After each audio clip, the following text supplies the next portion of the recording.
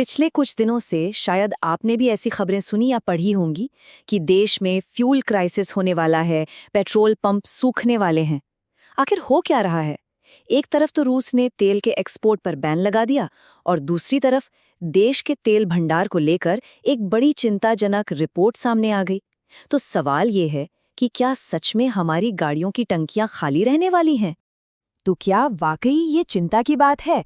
आज हम इसी सवाल की जड़ तक जाएंगे, एक एक करके हर दावे को परखेंगे और देखेंगे कि इस डर के पीछे की असली कहानी आखिर है क्या। चलिए शुरू करते हैं। ये सारा मामला, ये सारा डर शुरू हुआ इस एक हेडलाइन से।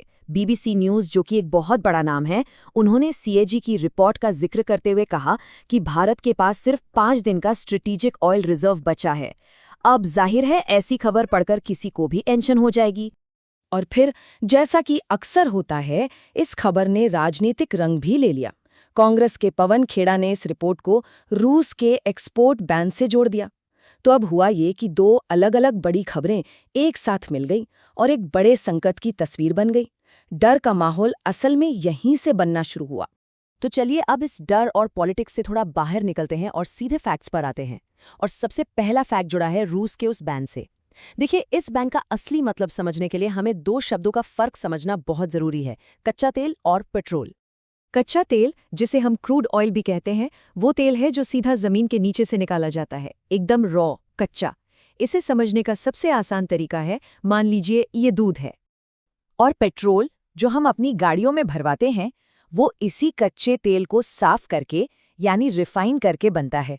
तो अगर कच्चा तेल दूध है तो पेट्रोल को आप उस दूध से बना हुआ मक्खन समझ लीजिए।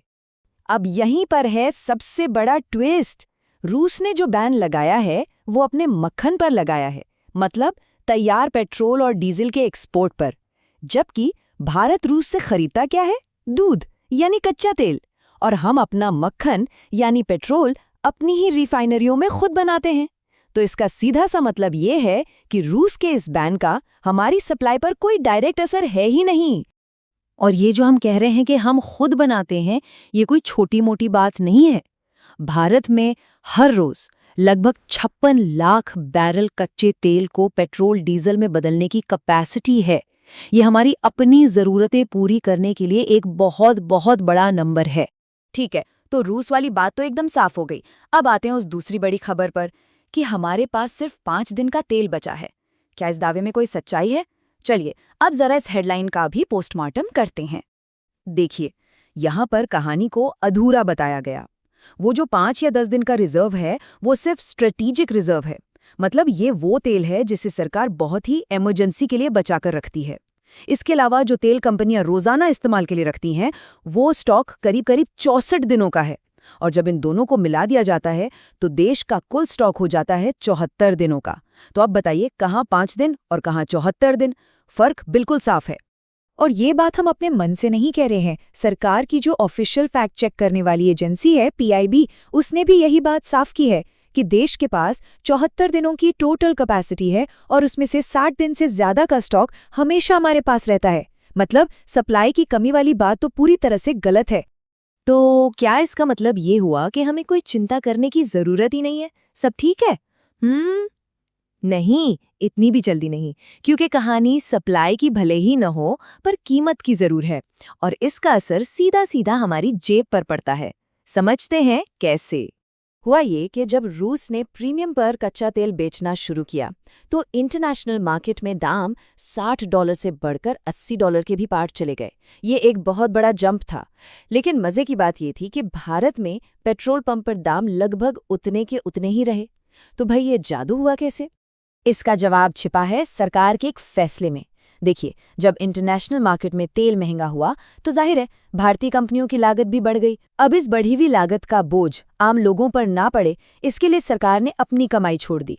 उसने पेट्रोल डीजल पर जो एक्साइज ड्यूटी लगती है, जो उसका अपना टैक्स है, उसे करीब 10 रुपये प्रति लीटर कम कर दिया। इस तरह सरकार ने उस बड़े झटके को खुद झेल लिया और हमें बढ़ी हुई कीमतों से बचा लिया।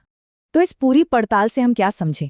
अगली बार जब भी कोई ऐसी डराने वाली हेडलाइन सामने आए तो घबराने से पहले कुछ बातें जरूर याद रखनी चाहिए। पहली बात, भारत में फ्यूल सप्लाई की कोई कमी नहीं है। दूसरी, रूस का बैन पेट्रोल पर था, कच्चे तेल पर नहीं, और हम खरीदते हैं कच्चा तेल। तीसरी, हमारा तेल भंडार 5-10 दिन का नहीं बल्कि कुल मिलाकर 70 से 74 दिनों का है। और चौथी और सबसे जरूरी बात, असली असर कीमत पर है, सप्लाई पर नहीं, जिसे फिलहाल सरकार ने मैनेज कर लिया है।